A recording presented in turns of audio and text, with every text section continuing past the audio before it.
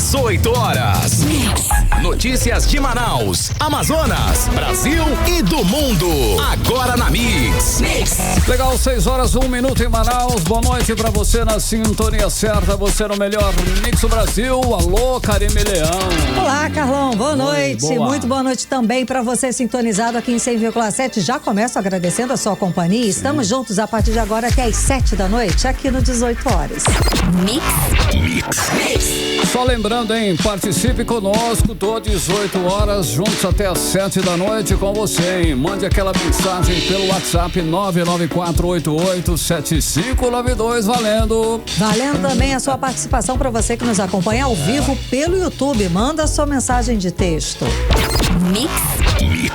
Muito bem, começando 18 horas de hoje com os destaques do dia. Segurança toma conta das escolas públicas do governo do Amazonas. Justiça condena governo do Amazonas a pagar pensão vitalícia para a família vítima de erro em hospital do estado. Eleições 2024. Expectativa para o primeiro debate entre os candidatos para a Prefeitura de Manaus. Medalhistas brasileiros não precisam mais pagar a chamada taxa olímpica para a Receita Federal. Para esses e outros assuntos, os destaques do dia. Os destaques desta quinta-feira, 8 de agosto de 2024. Você confere a partir de agora. Vamos juntos com você até às 7 da noite com mais uma edição do programa 18 horas aqui no melhor Mix do Brasil. 18 horas. Olha, começamos o programa de hoje cobrando em segurança para os nossos estudantes dentro das escolas públicas do governo do estado do Amazonas. Só essa semana noticiamos o arrastão que aconteceu dentro de uma unidade. A morte do aluno de 10 anos, Luiz Eduardo Arcanjo Cordovil, vítima de agressão de um amigo de escola.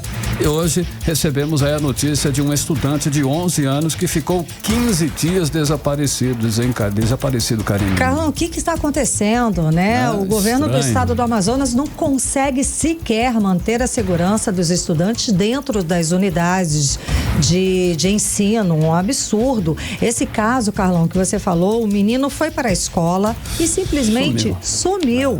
O tio do estudante sempre levava e buscava o menino de 10 anos. Só que no dia 23 de julho, ninguém da escola sabia dizer onde o garoto estava. E assim ficou. O tio foi buscar. Cadê? E não sabe, não sei. E ficou por isso mesmo desde o dia 23 de julho.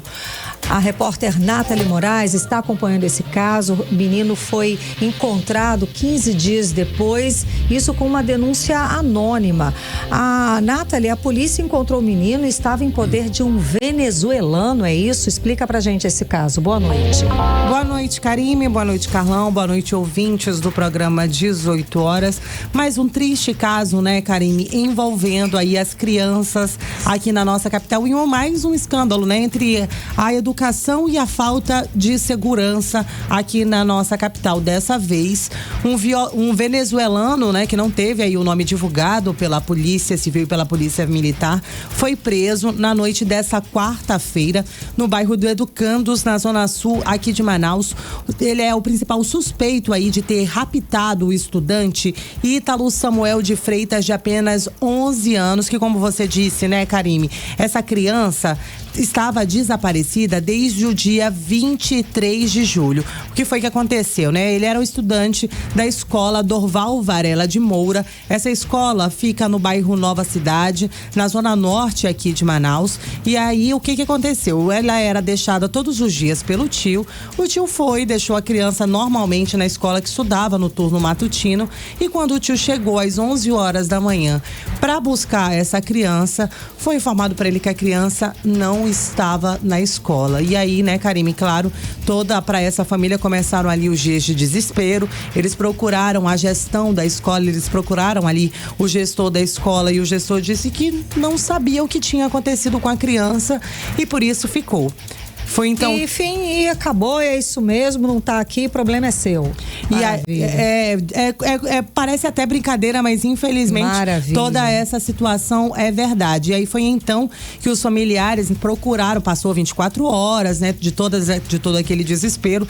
A família procurou a delegacia de polícia, registrou um boletim e desde então começou a fazer várias buscas, né, Karime? Inclusive, eu estive na manhã de hoje lá nessa escola e em frente da escola tem uma sorveteria e por lá a família começou a espalhar várias fotos dessa criança porque realmente a criança desapareceu e ninguém sabia onde é que essa criança estava, mas a criança saiu da escola no último dia 23 de julho e ficou pelo menos 15 dias desaparecida. E aí depois de toda essa comoção, depois de vários dias de procura, os familiares receberam uma informação de que essa criança de 11 anos estava na casa de um venezuelano no beco São Jorge, no bairro do Educandos, né? E aí foi então que a polícia resolveu acionar a segunda SICOM, que é a delegacia ali da área. Quando a polícia chegou no local, eles realmente constataram que essa criança que foi levada de dentro de uma escola na cidade no Nova Cidade, na zona norte aqui de Manaus, estava na casa desse venezuelano, que inclusive chegou a dizer que era pai da criança. Mas e aí, né, de imediato eles já reconheceram, viram que não era e conseguiram contornar toda aquela situação e esse homem acabou sendo preso aí em flagrante. Na escola onde esse menino estudava, né? Ninguém quis falar com a gente, até tentei, né, alguma resposta, tentei falar com o gestor para tentar entender o que teria acontecido desde que o Ítalo desapareceu, quais foram as providências que foram tomadas pela unidade escolar, mas ninguém respondeu pra gente toda essa situação. Agora, além desse menor de 11 anos, Karime e Carlão, na casa desse venezuelano, tinham outras duas crianças. Todas essas crianças, elas foram recolhidas, foram levadas para a Delegacia Especializada de Proteção à Criança e ao Adolescente, que fica aqui na Morada do Sol, na zona centro-sul de Manaus. E lá, essas crianças falaram que elas eram mantidas em cárcere por esse homem e que elas eram abusadas sexualmente. Inclusive, esse menino de 11 anos que foi raptado dessa escola, passou pelo exame de corpo de delito e comprovou, né, que ele foi abusado sexualmente por esse homem. Eram 3 meninos que esse homem... Eram 2 meninas e esse menino. E as meninas também não tinham nenhum parentesco com esse venezuelano. Não tinham nenhum grau de parentesco. E aí agora esse homem, né, deve responder aí. Ele tá preso? Ele foi preso em flagrante, ele deve responder aí, né, por alguns crimes, entre eles o crime de rapto, né? Ele também deve responder pelo crime de abuso sexual e também pelo crime de estupro de vulnerável. A gente conversou com o sargento que acabou atendendo aí essa ocorrência e ele falou pra gente um pouquinho da situação na qual ele encontrou essas crianças. Vamos conferir. Nós recebemos aí da polícia via SIOPS, via muito direto, a respeito de uma criança de 11 anos que havia sumido há 15 dias. Recebemos uma denúncia de que estava ali na região do bairro de Campos, mais precisamente ali na rua Moreira. Ao nos deslocarmos até o local, avistamos alguém com essa característica passada e ao verificar a situação, chamou-se que tratasse da criança que estava desaparecida. Estava na presença de um cidadão de 41 anos que se passava com supostamente seu pai. Também dadas as informações que ele mesmo se passava com seu pai para supostamente cometer crimes de abuso sexual sobre a criança. Foi dada uma prisão, inclusive pela delegacia na Morada do Sol, e agora estamos fazendo os procedimentos e o importante é que a criança foi resgatada e vai voltar para o centro da sua família. Você está ouvindo 18 horas. Karime e Carlão, ouvintes do programa 18 horas, a gente ouviu aí a fala do sargento Clécius, ele que ajudou aí no resgate dessa criança de apenas 11 anos que estava aí em posse desse venezuelano, que agora vai responder aí pelo crime de abuso sexual contra os menores de idade, o crime de rapto e também pelo crime de cárcere privado. Só que esse não foi o primeiro escândalo envolvendo as escolas aqui da nossa capital, né, Karime? Agora o que chama a atenção também também é que todas elas estão na zona norte de Manaus e a gente não entende cadê o trabalho do núcleo de inteligência que foi montado entre a Polícia Civil do Amazonas e a Secretaria de Educação aqui do nosso estado. A gente justamente para dar segurança nas escolas. Cadê o trabalho dessas pessoas? Porque pelo que a gente viu, esse menino de 11 anos, ele só foi encontrado porque a família distribuiu cartazes e número de telefone. Daí ela recebeu um telefonema de alguém que viu o garoto e disse onde estava. Só então que essa mãe, claro, foi procurar a polícia. Então foi um trabalho da família. Na verdade, eles registraram um boletim de ocorrência depois de 24 horas, só que só realmente tiveram um retorno, só conseguiram resgatar essa criança por conta desse trabalho dos cartazes, né, que eles espalharam pela cidade. Nada funciona. Nada funciona, gente. A criança que morreu espancada, com certeza esse criminoso, esse estudante já devia fazer bullying, deve fazer bullying com outras crianças, outros estudantes. Como que o colégio não tem controle disso? Como que essa escola não tem notícias sobre isso? Que deveria sim já ter passado por uma intervenção escolar, esse menino que matou o outro espancado, tanto o rapaz, o aluno, rapaz é uma criança, né? Quanto a família deveria já ter passado por uma intervenção, mas isso tudo tem que ter o quê? Uma ação da Secretaria de Educação e da Secretaria de Segurança Pública. Perdeu a mão, tá assim, chega à casa de qualquer um, é assim, qualquer um chega, qualquer um faz o que quiser dentro das escolas. Aí essa semana tivemos também o arrastão. E até agora ninguém foi preso, viu, Karime? Ninguém foi preso. Esse arrastão foi registrado no Centro de Educação em Tempo Integral Professor Sérgio Alfredo Pessoa Figueiredo, que fica na Cidade de Deus, também na zona norte de Manaus. Né, 2 homens encapuzados invadiram esse set, que era para ser uma escola de referência, né, mas está deixando a desejar quando o assunto é segurança pública. 2 homens encapuzados invadiram essa escola, levaram pelo menos 5 celulares. Eles armados, né, aterrorizaram todas aquelas crianças, ameaçaram as crianças de morte, né, e até agora ninguém foi preso. Esses 2 homens seguem sem serem identificados e ninguém foi preso. Nenhuma obra aconteceu naquela escola, que tem um muro muito baixo, e é uma reclamação, uma reivindicação de pais e alunos para que reforcem a segurança. Tanto que ontem os alunos fizeram uma manifestação pedindo mais segurança para a unidade escolar. Até porque a escola já foi invadida anteriormente. Em 2009, uma menina foi esfaqueada dentro dessa unidade e até agora nada foi feito. Aí você falou também a situação do pequeno Eduardo, né, de 10 anos. A única resposta que foi dada até agora por parte da Secretaria de Educação e da Polícia Civil é que as investigações estão sendo em andamento. A Polícia Civil, a Delegacia Especializada de Proteção à Criança e ao Adolescente, encaminhou agora a denúncia para a Delegacia de Atos Infracionais, porque a gente está falando de possivelmente um adolescente que teria matado uma criança. No mínimo ele devia ter aí, 11 anos. Pronto, quem morreu tinha 10, no mínimo de 11 anos. É uma criança, um assassino já. E aí, só que aí agora, né, todos os familiares dessa criança, desse adolescente de 11 anos, o agressor, todos eles estão sendo ouvidos, né? Estão passando ali por oitivas hoje, inclusive pela manhã eles tiveram longas horas de depoimento para a Polícia Civil ver quais são os andamentos dessa situação. E a CEMED também enviou uma nota pra gente informando o seguinte, que eles também estiveram reunidos com os familiares de ambas as partes, né? O núcleo de cyberbullying foi até a unidade escolar para tentar entender, inclusive hoje pela manhã eu estive na escola. As aulas por lá continuam suspensas, tinham vários cartazes lá na frente da unidade dizendo que as festividades todas estavam suspensas, até porque, Karime, não é momento para fazer festa. Concordo. Né? Com toda certeza, diante de tudo que aconteceu.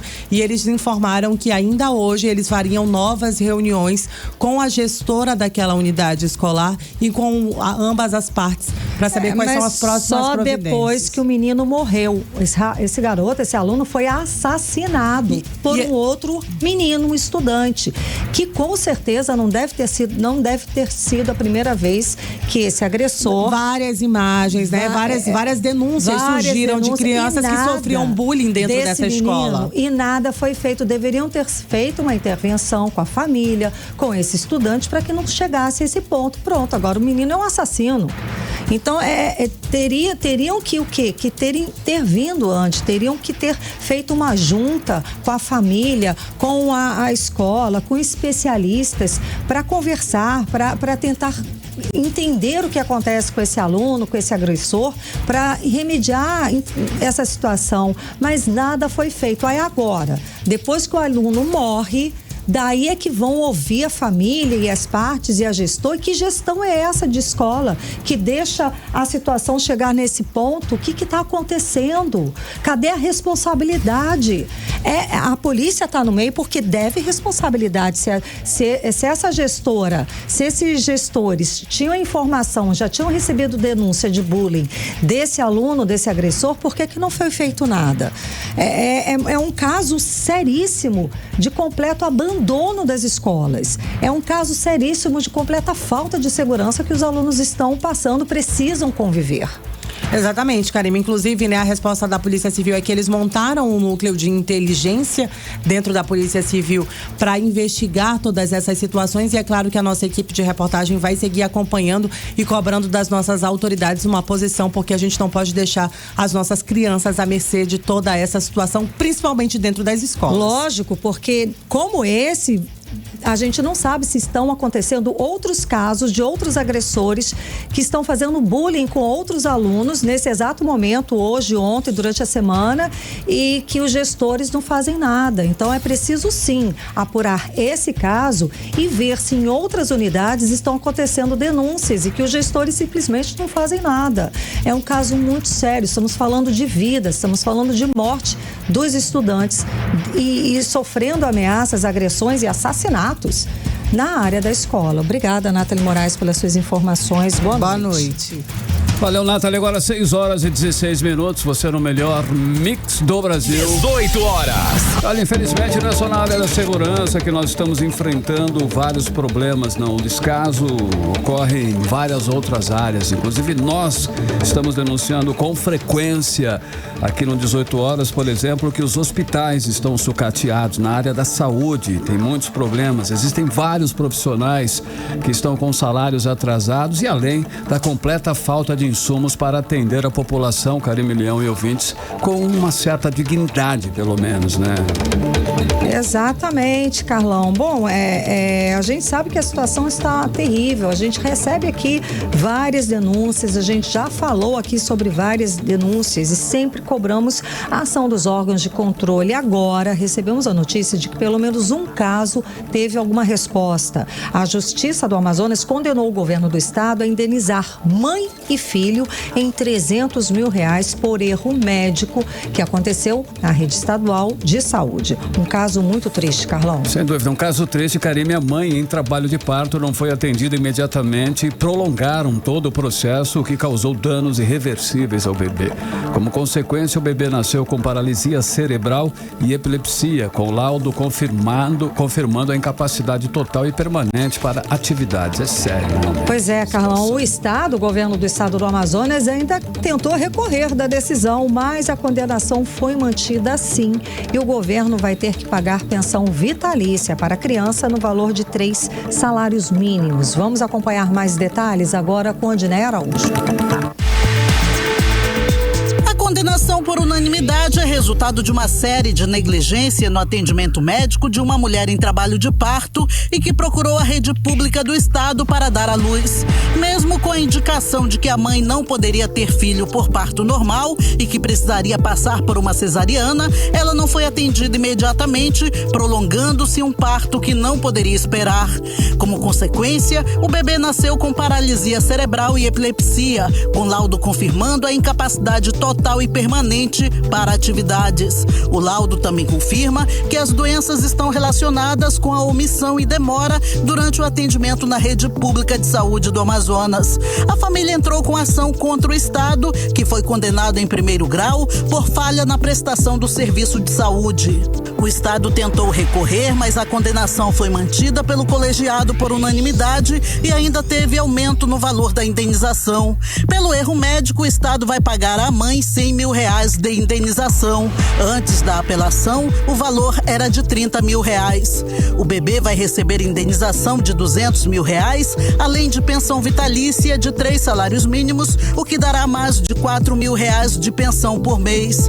A segunda Câmara Civil da Justiça do Amazonas Amazonas seguiu o voto da relatora, desembargadora Maria do Perpétuo Socorro Guedes, de que houve responsabilidade objetiva do Estado na falha da prestação de serviço médico hospitalar. O advogado Luan Mendes explica que tipo de situações podem ser consideradas como erro médico. O erro médico, ele é considerado como todo dano que um profissional da medicina pode causar a um paciente. E esse dano, ele pode acabar sendo praticado por uma omissão do médico. E essa omissão, ou até mesmo essa ação, ela passa a ser responsabilizada quando o profissional da medicina praticou em negligência, imprudência ou imperícia. Quando você está diante de um erro médico e esse erro é constatado, a primeira medida a ser feita, segundo o advogado Luan Mendes, é buscar apoio de um profissional de direito. É o profissional do direito que vai conseguir judicializar a demanda para que então haja uma responsabilização do profissional, bem como uma indenização ao paciente. O outro caminho é buscar o conselho de medicina para certificar o erro médico ocasionado pelo profissional e para que então isso possa ser investigado e o profissional venha a ser punido. Odneia Araújo para o 18 horas. Você está ouvindo 18 horas. 6 horas e 21 minutos. Chegou a hora da gente falar dos bastidores da política local, né, Carlão? Cíntia Blink na área, Karime. Já está aqui com a gente. Legal. Cíntia, boa noite. Cíntia. O assunto do dia é o debate, né? É isso. O que acontece daqui a pouco. Hoje. Você, inclusive, vai correndo para lá. E o candidato Wilker Barreto era a grande incógnita. Se vai, se não vai. Ele conseguiu uma decisão judicial para ir, sim, e participar do debate. Só que logo depois, a Band teve uma decisão favorável para o candidato não participar, ou seja, a Band chegou e falou não vai participar. Enfim, e aí, por sua vez, o candidato retorna à justiça para conseguir ir. Por fim, e aí? Como é que tá essa história? É pessoal com o Wilker Barreto, gente, da Band? Pois é. Não sei, viu, Carlão, Tá mas ele foi super barrado no rolê. Boa noite, Karime, boa noite, Carlão. Boa. E todo mundo que tá ouvindo a gente aí na Mix 100.7. Seguinte, o Wilker foi excluído do churrasco, totalmente, mas assim, vamos começar do começo. O Wilker Barreto e o do PSTU, Gilberto Vasconcelos, eles não são...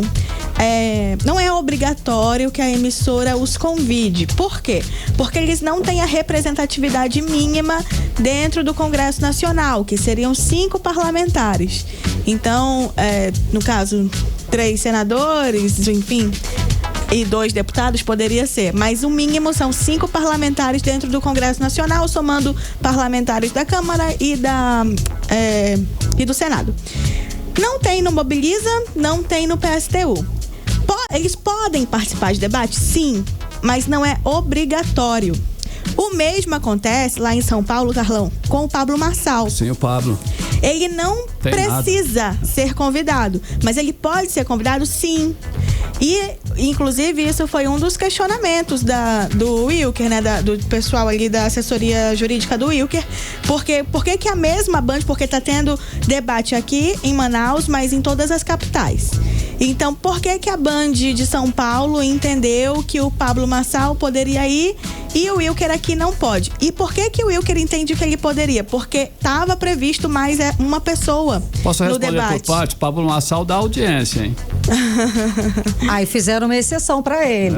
Mas ele não é que dê audiência, ele tem relevância nas redes sociais. Dá audiência, cara. Mas então, aí falaram que ele vai porque ele tem relevância nas redes sociais. Relevância é audiência.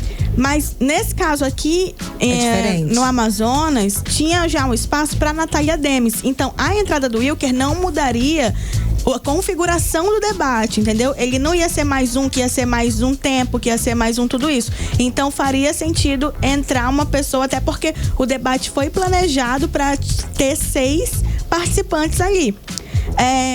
E aí o Wilker argumentou tudo isso. O juiz Taktomi deu decisão favorável para o Wilker. Falou que nesse momento ainda é pré-campanha, então o Wilker poderia participar, não seria um problema, não tem por que aplicar ainda a lei das eleições, porque seriam pré-candidatos, ainda não são candidatos valendo. Mas o que eu aprendi com o pessoal do direito é que já pode chamá-los de candidatos. O que eles não podem é fazer campanha, porque só depois do dia 16. A gente já até falou sobre isso aqui. Bom, de qualquer forma, o Wilker tava com a decisão na mão, tipo, vou participar, se preparando bonitinho. E aí vem a Band e recorre com um mandado de segurança. E aí o Fabrício Marques, juiz eleitoral, falou que derrubou a decisão do Tactome, falou que o Wilker não vai participar porque ele não cumpre aí o requisito dos 5 parlamentares dentro do Congresso Nacional, aplicando, portanto, a tal da lei das eleições. E aí na verdade, a parte jurídica do Wilker ainda tentou ver o que fazer, como reagir, só que essa decisão do Fabrício Marques, ela veio no fim da tarde, e o debate é agora, 21h30. E aí, a assessoria jurídica do Wilker falou que não tem mais o que fazer por conta do tempo, por conta do horário, então ele meio desistiu. Agora, o Wilker não gostou nada disso, obviamente, e ele tá nas redes sociais perguntando a quem a Band está servindo de não deixar ele participar, porque essa decisão levanta questionamento, né? Se empenhou tanto, né, Carlão, para ele não ir. Por que ele não ir, né? Mas tem uma razão, é pessoal. E é um empenho, né? E ele realmente merece, eu acho, na minha opinião, pelo que eu conheço. E foi uma forma estratégica, né? Porque ele é relevante, digamos assim. Sim, entrar com recurso nesse horário em especial não é nada por acaso, né? Realmente porque queria que funcionasse. Então ficou essa situação ali do Wilker. O Wilker não vai participar desse debate. Provavelmente ele não participará dos próximos por essa questão da lei das eleições. Lembrando, não é que ele é proibido de participar, ele só não é obrigatório que ele participe. Ele tem que ser convidado, no caso, né? Sim, os outros é obrigatório. Sim. Porque eles têm a representatividade mínima. A Band, inclusive, ou a emissora que for, seja lá quem for, se não chama uma pessoa que está dentro ali da lei, pode pagar multa, e as multas nesse período são caríssimas. Então, enfim, foi essa situação com o Wilker Barreto. Certo, então o Wilker não vai, não é isso? Então quem vai? Não vai. Quem vai?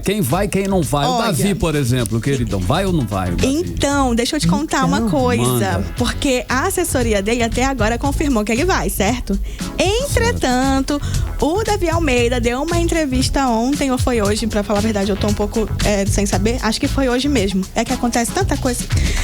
Na rádio Onda Digital, e perguntaram pra ele sobre debate, e ele respondeu assim: com quem que eu vou debater, pra que eu vou debater, se tudo que eles falam eu já fiz. Eles falam em criar guarda municipal armada, eu já criei. Eles falam em fazer concurso, eu já fiz. Eu vou debater com quem? Ele não falou que não vai, mas ele deu uma resposta a entender, né? Que faz parecer que ele não irá. Exato. Ele já tem argumento pra não ir. Que é por que eu vou debater. Exato. Mas a assessoria, até o presente momento, confirma que ele vai. Agora, quem eu sei que vai, porque faz sentido que vá: Amon Mandel, Roberto Cidade, Alberto Neto, Capitão Alberto Neto. Penso que só, né? Temos mais algum nome? É o Davi, né? A gente não sabe. Marcelo Ramos, verdade. E Marcelo Ramos. Por quê? Porque esses precisam aparecer, precisam usar a vitrine do debate, precisam convencer o eleitor. O Davi Almeida, ele consegue se sentir confortável para não ir, porque os números das pesquisas eleitorais estão deixando ele nessa posição de tô podendo e devo me precaver aqui, porque ele ir pro debate é uma alta exposição. E isso, gente, não sei o que tô criando, não é uma ideia que eu tenho, isso é sabido. É uma real, Gente, é uma estratégia antiquíssima. É porque eu falei disso nas redes sociais. Debates. E veio gente dizer que eu tô dando conselho pro Davi não ir. Gente, não fui eu que inventei. Não tô criando nada, né? Lembra, Carlão? Quando eu cheguei já tava assim. Posso até dar o conselho, Fernando Henrique, vários. Tô dando, não vá. Vários. Enfim, não tá descobrindo a pólvora. Agora, Cíntia, e sobre decisão judicial, o candidato Marcelo Ramos, ele perdeu a hora e vai ter que excluir um vídeo. Explica pra gente. Pois o que aconteceu? Entre aqueles vídeos que vez ou outra acontece, Marcelo Ramos fez um vídeo em que ele ataca, né, pelo menos a federação do AMON, que é Cidadania, PSDB, entende que atacou o AMON fazendo aquele tal do pedido do não voto, que falou mal da pessoa, né? Ele induz quem está assistindo o vídeo a entender que não deve se votar no Amon Mandel, candidato aí da federação. E aí, ele tinha 1 dia de prazo para recorrer dessa decisão que era para tirar o vídeo. Sim. Ele respondeu depois de 5 dias. Perdeu o prazo. Perdeu o prazo. E perdeu o recurso. Não foi admitido por conta de perder o prazo. Eita. E assim, gente, nesse momento, quem trabalha no TRE tá sabendo que os advogados não saem de lá. Os advogados dos candidatos não saem de lá. Eles estão super atentos a coisas assim. Então, esse é um vacilo que não pode acontecer. Acho que Marcelo vai demitir gente, viu? Então, teve vacilo, isso? Teve um vacilo terrível. Grande, de 5 dias. Prazo, 5 dias. Eita. Agora, Cíntia, voltando no caso do Davi, eu aconselho ele não ir, mas eu não tô dizendo que não é relevante a presença dele. Acho que o debate pro eleitor. Fica pro eleitor e para o debate, a presença dele é de extrema importância. Inclusive dele e do Wilker Barreto. Seria sim, claro. Super relevante. E até do próprio do PSTU. Todo mundo que quer participar, a gente precisaria ouvir, né? Sim. Seria interessante, enriqueceria. Agora, esse o é o primeiro, né? Ele não vai poder correr de todos, né? Digamos assim, né? A gente torce pra que não, né, Carlão? Não precise disso. Pra que não precise. Agora, assim, também tem o debate, claro, o debate é o grande momento, porque é quando os candidatos se enfrentam, né? Então, é aquele contato mais direto de eu faço isso, como é que você faz aquilo e tal e tal. Sim. Mas tem entrevista, que também dá pra você conhecer mais. Tem todo um histórico, porque Davi não sentou nessa cadeira agora, né? Ele começou aí há praticamente 4 anos. Então você pode analisar o histórico que foi de trabalho, né? Sim. Enfim, e todos eles ali são pessoas mais experimentadas, assim. Amon Mandel, ele já foi vereador, agora ele é deputado. Marcelo Ramos, ele hoje não tem mandato, mas ele já foi deputado federal e antes disso também já assumiu outros mandatos. Então, são pessoas que você tem um histórico, né? Tem pra gente pesquisar. Não são pessoas, não tem ninguém ali que nunca fez nada. Então, por mais que fuja de um debate ou de uma pergunta, porque você pode ir pro debate e não responder também, tem essa, viu? Lógico, como o direito de silêncio, de ficar calado, né? Não, responde outra coisa, nossa, sai pela tangente. E é isso que a gente vai ver de perto. Como acontece. Eu vou mostrar tudo pra você. Amanhã eu volto com mais informações. Boa, Blink. Obrigada pelas informações. Obrigada. Tchau, tchau. Valeu, Blink. 6h32, você no melhor mix do Brasil. 18 horas. E continue aí, 100,7. Daqui a pouquinho você confere. Carime Leão, decidido, os medalhistas olímpicos não vão mais ter que pagar a taxa para a Receita Federal. É o nosso assunto em instantes. Vai você aí, Carime Leão. Mix. Carlão, vamos falar de saúde agora, tá? Aqui Manaus registrou um aumento de mais de 130% nos casos de malária, agora nesse primeiro semestre de 2024. E a repórter Nathalie Moraes traz mais detalhes pra gente. De 1º de janeiro a 13 de junho de 2024, Manaus registrou 2.258 casos positivos de malária, segundo dados da Secretaria Municipal de Saúde. Um aumento de 130% nos casos de malária em comparação com o mesmo período do ano passado. O diagnóstico precoce é importante, principalmente para os pacientes não tratados que podem continuar a servir como reservatórios de parasitas com ciclo de transmissão ao serem picados por mosquitos e podem infectar outras pessoas. Além disso, identificar o quanto antes os sintomas por meio do exame previne complicações graves ou fatais. A malária pode progredir rapidamente de uma doença febril leve para uma condição grave com risco de morte, especialmente em crianças pequenas, mulheres grávidas e pessoas com imunidade reduzida. Para Manaus sair dessa estatística negativa, a população precisa se prevenir, como explica o chefe da Divisão de Controle de Doenças Transmitidas por Vetores na Sensa, Alclices Comap. Evitar ficar em beiras de igarapés, principalmente do anoitecer até o amanhecer. Usar camisas de manga comprida, calças compridas, usar repelente, telar portas e janelas dos imóveis e principalmente se proteger através do mosquiteiro impregnado de longa duração. Esse mosquiteiro ele já vem com inseticida, que é distribuído através da prefeitura, e a pessoa pode utilizar que quando o mosquito pousar nesse mosquiteiro, ele vai se contaminar e vai morrer. Mais uma forma também preventiva de evitar que as pessoas sejam acometidas pela malária. Cerca de 50% dos casos de malária estão concentrados na Zona Leste, o restante na Zona Rural e Oeste de Manaus.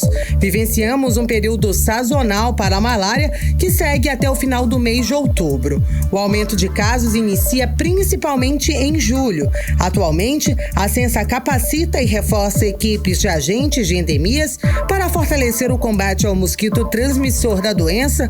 O especialista explicou algumas formas de prevenção. Pensando no fortalecimento das ações de controle da malária na cidade de Manaus, estamos realizando capacitação para equipes que trabalham no controle vetorial com aplicação de biolarvicida. Essa aplicação acontece na água onde estão as larvas do mosquito Anófeles, que é o transmissor da malária na cidade. De acordo com o Ministério da Saúde, cerca de 99,9% da transmissão da malária no Brasil acontece aqui, na região amazônica. Apesar de evitável e tratável, a malária continua a ter um impacto na saúde. Dados da Organização Mundial de Saúde mostram que em 2020 foram 241 milhões de casos da doença registrados em 85 países e 627 mil pessoas morreram por conta da malária. Desse total, 77% eram crianças com menos de 5 anos de idade. Nathalie Moraes para o 18 horas.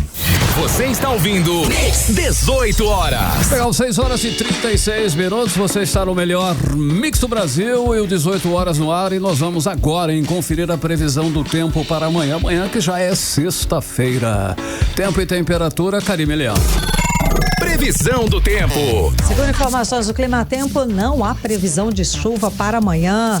O dia vai ser de sol com algumas nuvens e tempo firme durante a noite. A mínima prevista é de 25 graus, a máxima pode chegar a 36 graus. E a umidade relativa do ar fica entre 35% e 97%. Mix.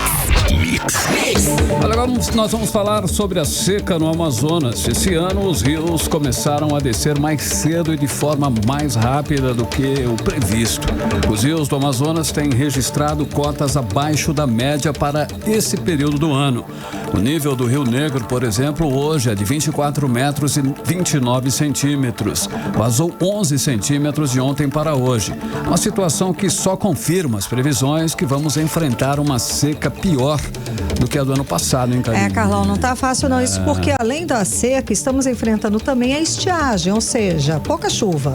Os institutos têm registrado cotas abaixo da média para esse período do ano. A estiagem, que historicamente começa entre a última semana de junho e as primeiras de julho, este ano registrou a diminuição já na primeira quinzena de junho. Tudo foi antecipado esse ano, Karime Leão e ouvintes, o que levou o governo do Amazonas a decretar no início de julho situação de emergência em 20 municípios das calhas do Juruá, Purus e Alto Solimões por causa da vazante. Carlão, e a própria Defesa Civil do Estado disse que os níveis dos rios em todas as calhas do estado do Amazonas estão abaixo do esperado para esse período, comparando aí com os anos anteriores.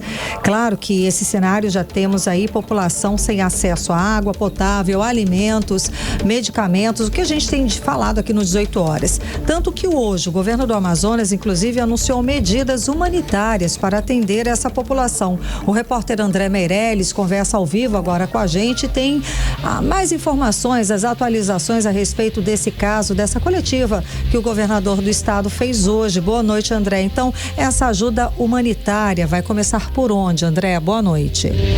Muito boa noite, Karime, boa noite, Carlão, boa noite a você, ouvinte, que nos acompanha aqui na 100.7. Olha, o foco desta primeira remessa vão ser nos municípios e comunidades que fazem parte das calhas do Juruá, Purus e Alto Solimões, que estão incluídos no decreto de emergência ambiental assinado isso no mês de julho. Ainda de acordo com o governo, algumas comunidades dessas calhas já estão sendo afetadas, sendo aproximadamente 80 mil pessoas sofrendo diretamente os impactos desta seca, né? No anúncio de hoje, o governador Wilson Lima falou dos desafios da ordem ambiental, comercial e logístico nesse período aí de estiagem. Inclusive, um dos pontos abordados foi a dificuldade que o estado vai ter para realizar as eleições deste ano. Vamos acompanhar. estiagem deve ser um pouco mais severa que a do ano passado. A gente já tem um reflexo disso na descida muito rápida de algumas calhas de rio. Todos os recursos disponíveis do Estado estão à disposição para minimizar os impactos da estiagem, mas não serão suficientes. Assim também como os recursos do governo federal não serão suficientes para eliminar os efeitos da estiagem deste ano. E aí nós temos efeitos da ordem econômica, da navegação. Teremos, em razão disso, uma dificuldade muito grande nessa eleição, né? Muita gente ficará sem votar. 18 horas. Olha aí, Karime e Carlão, a gente conferiu a fala do governador do Amazonas, Wilson Lima, que fez essa coletiva de imprensa hoje, também anunciou a ajuda para municípios do Amazonas afetados por esta estiagem, né? Inclusive, essa é a primeira parte do envio da ajuda humanitária da Operação Estiagem 2004, que ele também falou nessa coletiva. Vamos acompanhar? Nós já vamos começar agora para que, a partir de segunda-feira, já comece a chegar nos municípios.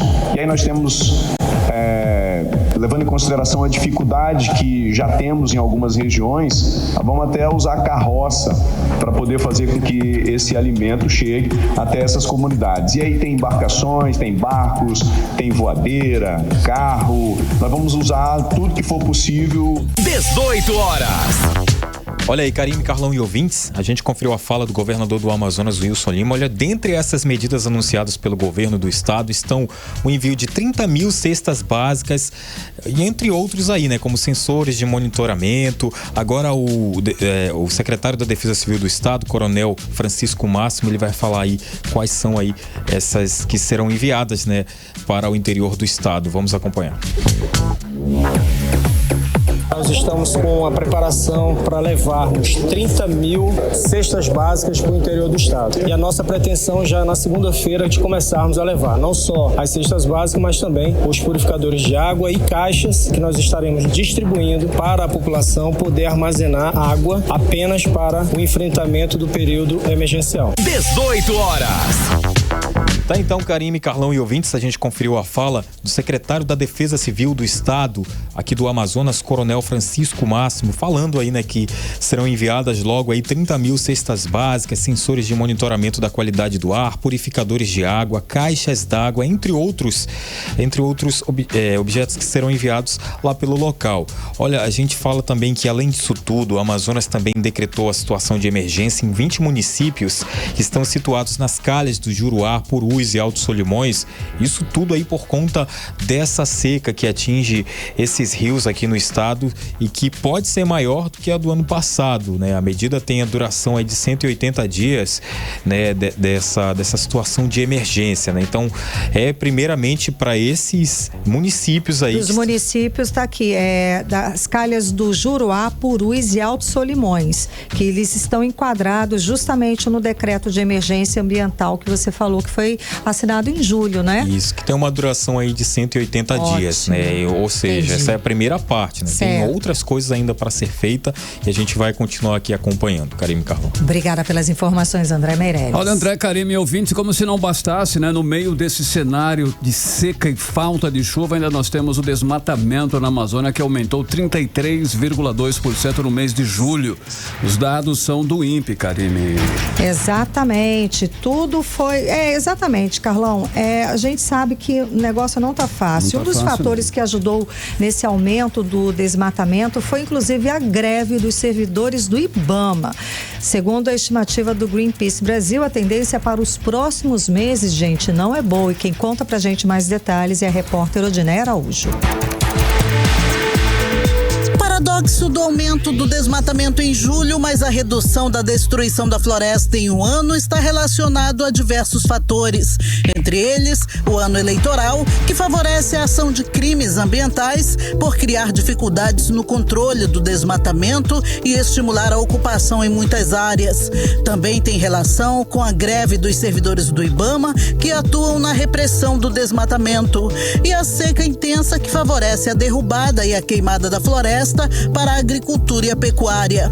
Segundo informações do Sistema DETER, do Instituto Nacional de Pesquisas Espaciais, em julho o desmatamento na Amazônia chegou a 666 quilômetros quadrados, um aumento de 33,2% em comparação a julho de 2023 e 55,2% menor do que em julho de 2022. Mas se forem considerados os dados anuais, houve queda no desmatamento em geral. Entre agosto de 2023 e julho de 2024, a redução foi de 45,7%, enquanto nesse período o desmatamento foi de 4.315 quilômetros quadrados. Entre agosto de 2022 e julho de 2023 foram destruídos 7.952 quilômetros quadrados da floresta.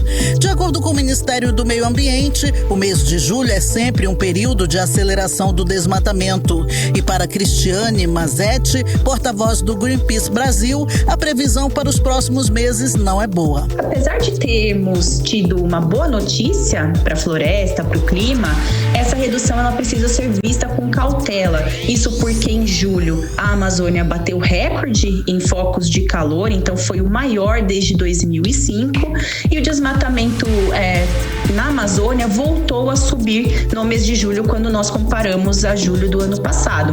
Então a perspectiva para os próximos meses ela também não é boa, já que a região está bem mais seca, deve passar por mais um episódio de seca extrema, e as queimadas criminosas elas podem facilmente se alastrar e devastar enormes áreas, inclusive de floresta, e também devido a ser um período de estiagem é quando o desmatamento é mais frequente. Cristiane Mazetti, do Greenpeace Brasil, também lembra que não é hora dos governos e prefeituras baixarem a guarda. É importante que esses governos intensifiquem os esforços na prevenção do fogo, na redução do desmatamento, e aí um ponto importantíssimo que é de aumentar o rigor para punir os criminosos ambientais. Nós ainda estamos muito longe do desmatamento zero, que é tão necessário para o nosso país, para o clima, então ainda tem muito a ser feito, e não é porque o desmatamento foi reduzido no ano passado que significa que a gente vai necessariamente continuar com uma destruição ambiental em baixa. Então é importante que os esforços sejam sim intensificados. Odneia Araújo para o 18 horas. Você está ouvindo 18 horas. Manaus, 6 horas e 46 minutos. Vamos para Brasília, Carlão. Brasília, Karime, Brasília. Partiu falar com o nosso correspondente, Cadu. Jornalista Carlos Eduardo Matos. Cadu já aqui na tela. Boa noite, bom te ver, Cadu. Então... Cadu medalhista. Oi, geralmente os nossos medalhistas olímpicos não vão ter mais que pagar a tão famigerada taxa olímpica. Não vão ter que pagar, deixar aí parte do 200 prêmio. mil da menina. Pois é, para o imposto de renda, Cadu. Mas aí foi o quê? Foi a força da polêmica, das críticas das redes sociais. Vamos lá. Por que finalmente os atletas que já não ganham nada praticamente do governo conseguiram esse arrego, digamos assim? Boa noite, Cadu. Explica pra gente. Boa noite, Karime e Carlão. Boa noite, ouvintes do 18 horas. Karime, o presidente Lula sucumbiu à força das redes sociais. Hoje ele assinou essa medida provisória que livra os atletas medalhistas olímpicos de pagarem 27,5% de imposto de renda sobre as premiações em dinheiro. É uma contribuição bem grande, né? Além da medalha de ouro, de prata, de bronze, eles também ganham um dinheirinho aí de premiação, né? Que é uma graninha considerável. A Rebeca Andrade, como vocês citaram aí, por exemplo, que fez uma participação icônica, né, em Paris. Ela vai receber de premiação, Karime, R$826 mil. Esse valor é nada mais e nada menos que 27% da verba do COB. Ela vai pegar o COB e colocar no bolso, praticamente. O imposto de renda que ela ia morder, que o leão ia morder dessa grana, seria R$227 mil, Carlão. Sobraria, portanto, para ela R$599 mil. Como a medida provisória tem força de lei imediata, já está valendo, então a Rebeca Andrade fica livre dessa mordida do leão. Não só ela, os outros atletas que medalharam e os que ainda vão medalhar nas Olimpíadas e também nas Paralimpíadas de Paris também vão se beneficiar dessa medida. Mas para que essa lei vigore, para que a renúncia fiscal aconteça, é preciso que o Congresso Nacional aprove, referende essa medida provisória. E vai aprovar com certeza, porque parte dessa mobilização nas redes sociais pela isenção do imposto de renda veio de lá do Congresso Nacional, em grande parte pelos parlamentares da direita. Vários deputados e senadores apresentaram projetos de lei. O deputado Saulo Viana, Karime Carlão, entrou na onda e apresentou também um projeto de lei. Só que a proposta dele, eu achei legal, vai muito além nessa história. Ele pede que a isenção do imposto de renda beneficie todos, inclusive os atletas profissionais que vencem competições nacionais e internacionais. Sim. Não só a galera da Olimpíada. Interessante, porque ele viu o lado da isonomia. Sim. Só que se os atletas olímpicos podem, quem participa de outras competições, como Copa do Mundo, Copa América, os eventos da Conmebol, né, enfim, Campeonato Brasileiro, que todos esses campeonatos que pagam premiações também podem se beneficiar da isenção de imposto de renda. Sim. Nada mais justo. O deputado Saulo mandou uma mensagem pra gente, vamos ouvir. Então, como a gente está no clima das Olimpíadas, e essa foi uma informação que repercutiu muito, do fato de a premiação em dinheiro que os atletas medalhistas nas Olimpíadas devem pagar o imposto de renda, nós apresentamos um projeto de lei. Outros colegas deputados de outros estados também apresentaram esse projeto de lei muito parecido, para que isso possa ser isento, até por conta de ser um incentivo ao esporte e também, claro, de reconhecer o trabalho desses atletas que representam o nosso país nas Olimpíadas.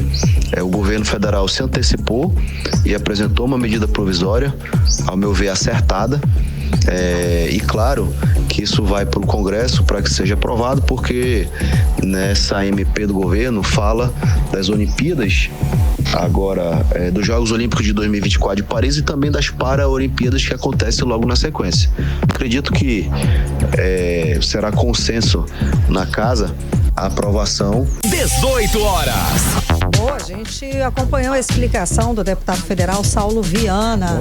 Boa, Cadu. É uma questão de atleta, que é também uma profissão que recebe pouco apoio, muito ralada, muito difícil aqui no país. Podia ser retroativo, né, Cadu? Aí tá pedindo muito, hein, Carlão? Ô, Carlão, pelo amor de Deus. Retroativo, o Brasil não tem nem esse dinheiro em caixa. Aí eu ia pegar a minha, que eu também já lá atrás. Tá. Né? O que você já praticou? Que você foi atleta de que modalidade, Carlão? Levantamento de copo. Meu Deus. Bom, vamos... Então somos dois. Brincadeira. Somos dois. Eu sou medalha de prata. Pronto. Mais Karime, uma Carlão, boa. Achei interessante, né, Cadu? Né? Legal. Karime, essa medida, agora vamos falar, tirar um pouco da emoção, da paixão da história, e vamos dizer o seguinte, que essa medida, ela tem um caráter político, tá? Porque o presidente Lula, ele vem apanhando muito nas redes sociais, então ele não vai entrar em bola dividida com os internautas, ainda mais que a imprensa também ajudou a polemizar o assunto que estava esquecido até um tempo atrás, né? Outra coisa, quem se posiciona contra tem a sua razão. Primeiro, porque estaríamos privilegiando tão somente os atletas olímpicos. Sim. Quem vence a Copa do Mundo, como eu falei, Copa América, Brasileirão, Copa do Brasil, tudo que é campeonato que paga a premiação tem que também merecer essa isenção, e é objeto do projeto do Saulo Viana.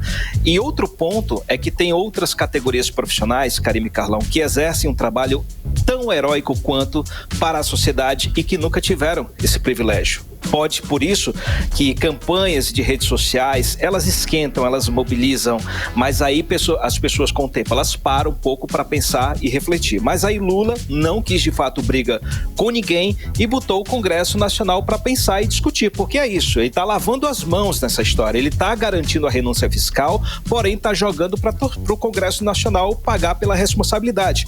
Porque se os parlamentares da oposição, que sempre disseram que o governo, que não tem responsabilidade responsabilidade fiscal, não tem responsabilidade com recurso público. Agora estão dizendo para o governo abrir mão de recurso público, eles têm que pagar o preço também. Então vamos ver no que dá. Pode ser que isso só fique também apenas para o pessoal das Olimpíadas de Paris. Vamos ver se fica só no texto da medida provisória ou se eles ampliam um pouco mais e garantem mais tempo, perenidade, ou se revogam essa questão da isenção, que eu apoio isso daí, viu? Também. Eu apoio o fim da isenção para todo mundo. Não deveria pagar imposto. Não deveria pagar imposto. Beleza, Cadu, você falou aí de caráter político, que o Lula não quer entrar em bola dividida. Tem outra situação aqui, eu acho também parecida. É verdade? Conta pra gente aí. Procede que o Lula vai recorrer de uma decisão até favorável para ele do Tribunal de Contas da União. O tribunal entendeu que o Lula não precisa devolver aquele relógio de luxo, o Cartier, né? Que ele ganhou no primeiro mandato. Então, ele quer devolver porque ele está fazendo, é uma boa intenção dele de ficar de boa nesse processo. Eu vou devolver, pronto. Você acha favorável? Não bem assim, ele tá preocupado com outras Cadu, coisas aí. Vamos rapidinho, Cadu, porque a gente ainda tem que falar de Olimpíada. Vamos lá. Vamos lá, o Carlão, o presidente Lula está preocupado que a decisão do TCU, embora o beneficie, como você disse, pode beneficiar e muito o ex-presidente Jair Bolsonaro, que está enrolado naquele inquérito das joias da Polícia Federal. A preocupação é tanta, Carlão, que o presidente Lula mandou devolver o relógio, esse relógio aí que está avaliado em R$60 mil. A informação nova que saiu há pouco pelo site do Metrópolis. Foi uma informação, inclusive, confirmada pelo Palácio do Planalto. Foi um presente que foi dado a Lula durante uma viagem à França pelo fabricante Cartier, lá em 2005, como você disse, quando ele estava no primeiro mandato. Ontem o TCU julgou o caso para saber se ele deveria ou não entregar o relógio para o acervo do governo, afinal ele era presidente da República, e aí os ministros entenderam que faltam regras claras para definir esse conceito de bem de natureza personalíssima, se aquilo é dele ou se pertence ao governo, pois se tratando de um presente. E essa conclusão, meio dúbia, acaba beneficiando Jair Bolsonaro, porque cria uma jurisprudência para ele, quando o caso das joias estiver lá na frente em fase de julgamento. E hoje, o Palácio do Planalto anunciou que a AGU, a Advocacia Geral da União, vai recorrer da decisão e Lula já mandou devolver o relógio. Ou seja, mesmo contra a parede, ele vai brigar para perder nessa causa, para evitar uma reviravolta lá na frente, no caso Bolsonaro. Agora, mudando de assunto completamente, falando no presidente Lula, Karime e Carlão, o presidente mandou expulsar a embaixadora da Nicarágua. Fato interessantíssimo para quem estuda relações internacionais. Isso foi uma resposta ao presidente Daniel Ortega, que ontem mandou expulsar o embaixador do Brasil por motivo besta, viu? O embaixador não teria comparecido à celebração dos 45 anos da Revolução Sandinista, que é um movimento importante da história daquele país. Fogo no parquinho diplomático, viu? Sem Como dúvida, há muito Cadu. não se via no governo brasileiro. Sem dúvida. Muito obrigada Carlão, pelas informações. Valeu, Até amanhã. Até mais. Valeu, galera. 18 horas. Esporte. Legal, Cid Soares, conta aí os destaques de hoje. Cid, boa noite. Boa noite, Karime, boa noite, Carlão. E olha, estamos dando início aí ao segundo turno da Série B e o Amazonas aqui de Manaus desembarcou em Pernambuco, está no CT do Retrô, onde dará continuidade à sua preparação visando o confronto contra o Sport, que rola neste sábado às 16 horas, ou seja, às 4 da tarde, na Arena Pernambuco, pela 20ª rodada do Campeonato Nacional. A assessoria de imprensa da Onça informa que os jogadores fizeram atividades no CT da equipe pernambucana hoje e amanhã o treino continua. O Amazonas chega para esse duelo aí na 13ª posição com 24 pontos, 5 à frente da Chapecoense, equipe que abre o Z4 nesse momento, além de estar 6 atrás do Vila Nova, time na 4ª posição da segundona. E a provável novidade é que haja o retorno do zagueiro Miranda e estreia do lateral esquerdo Sid Clay. Os dois viajaram, mas ainda aguardam o novo contrato ser registrado no bid da CBF. Daqui a pouquinho, olha, nós temos Goiás e São Paulo que vão se enfrentar no estádio da Serrinha. Começa às 7 da noite esse jogo aí pelas oitavas de final da Copa do Brasil. E é o que nós temos no esporte nessa área. Beleza. Bom, eu sei que hoje as meninas do vôlei, infelizmente, pararam na barreira lá dos Estados Unidos, mas estamos na disputa do bronze. Claro, o vôlei feminino do Brasil perdeu a chance de disputar a medalha de ouro. Perdeu aí por 3-2 para os Estados Unidos, uma partida difícil, super disputada hoje na Arena Paris Sul, dentro das Olimpíadas de 2024. Com esse resultado, as brasileiras realmente disputarão a medalha de bronze no próximo sábado contra a Itália, que venceu a Turquia. Aliás, um confronto de duas seleções que nunca tinham disputado uma semifinal de Olimpíadas, né? Então, a Itália não deu chance para a Turquia, venceu com tranquilidade por 3-0, mas vai esbarrar com a nossa muralha, que é o Brasil. Em compensação, viu, Karime? A Ana Patrícia e a Duda fazem virada sobre as australianas e vão aí à final do vôlei de praia em Paris. Vão brigar pelo ouro, né? Com as canadenses Melissa e Brandy. Um detalhe importante é que as brasileiras foram campeãs nos Jogos Pan-Americanos de Santiago em 2023, justamente após derrotar a dupla Melissa e Brandy. Olha aí, que maravilha. 2-0 e a decisão rola amanhã às 4h30 da tarde. Vamos torcer, porque eu tenho certeza que a gente vai levar esse ouro. A gente leva esse ouro. Né? A gente teve um outro bronze hoje no Taekwondo, o Edival Pontes, muito legal. Agora na tarde, né? Foi agora no fim da tarde. Tem mais, a curitibana Bárbara Domingues, a Babi, de 24 anos, conhecidíssima já, alcançou aí melhor resultado do Brasil em competições individuais da ginástica rítmica em Jogos Olímpicos. Babi se garantiu aí entre as 10 finalistas que vão brigar por medalhas na disputa que premia as ginastas mais completas da modalidade. E a fase de classificação reuniu ao todo 24 ginastas que se apresentam nos aparelhos bola, arco, fita e massas. É linda essa apresentação. Sensacional. Ela é muito maravilhosa. As e essa final, dela são se liga, se você gosta, não perde amanhã, 8h30 da manhã, horário aqui de Manaus. Vai ser muito legal. E olha, a Olimpíada de Paris termina nesse domingo, dia 11, está na reta final. O Brasil ainda disputa medalha em mais algumas provas. Em pelo menos 4 delas nós temos brasileiros entre os favoritos a conquistar um lugar no pódio. Que bom. Em uma, a medalha já está garantida, que é o nosso futebol, né? Que já tem pelo menos a prata. A briga pelo ouro é neste sábado, dia 10, contra os Estados Unidos, às 11 da manhã, horário de Manaus. Vamos torcer. Com muita força. Torcei muito. E no momento estamos no quadro de medalhas. 19º lugar. E é claro, primeiro China, depois. Estados Unidos, segundo China e terceiro Austrália. É isso aí. Gente, até amanhã. Até amanhã, Valeu. Cid Soares. 18 horas. 7 em ponto. Seguimos direto para o editorial 18 horas. Editorial 18 horas. O Brasil chegou a 99,3% das crianças até 5 anos de idade registradas em cartório. É um feito histórico, como revela o censo do IBGE divulgado hoje. Mas os números ainda são preocupantes na região norte. O censo revela que das 5 grandes regiões do país, apenas o norte fica abaixo da média nacional, com 97,3%. Entre as unidades da Federação, Roraima é a única que fica com um percentual abaixo de 90%. Acre, Amazonas, Roraima, Amapá, Maranhão e o Distrito Federal não tinham uma cidade sequer com universalização do registro civil. Dentre os 10 municípios brasileiros com os menores percentuais de registros em cartório de crianças até 5 anos, 7 ficam em Roraima ou no Amazonas. Os menores índices ficam nas cidades roraimenses, Alto Alegre 37,7% e a Marjari com 48,1% e a amazonense Barcelos com 62,5%. Cada uma delas tinha mais de 1.000 crianças até 5 anos sem registro. Os 3 municípios comportam parte da terra indígena Yanomami e as regiões que precisam de atenção maior do poder público. 18 horas. 7:02, boa noite, Karine. Um beijo, até amanhã. Você ouviu 18 horas. As notícias do Brasil e do mundo. De volta amanhã.